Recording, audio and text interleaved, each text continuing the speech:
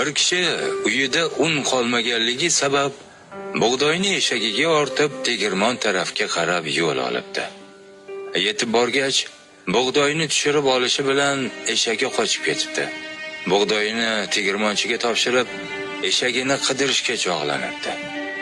Eshagini ortidan qidirib borib topa olmabdi.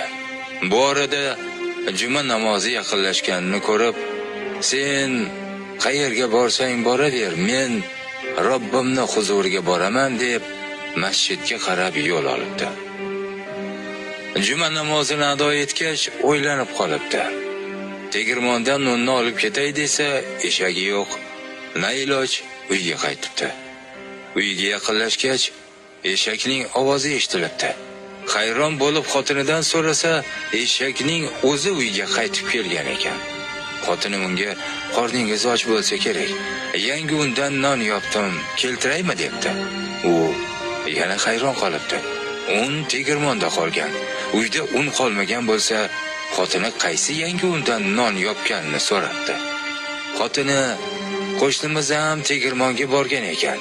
Tegirmonchi bizning unimizni ham qo'shib berib yuboribdi. Unimiz ham, eshagimiz ham o'z oyog'i bilan kirib keldi" debdi kulib.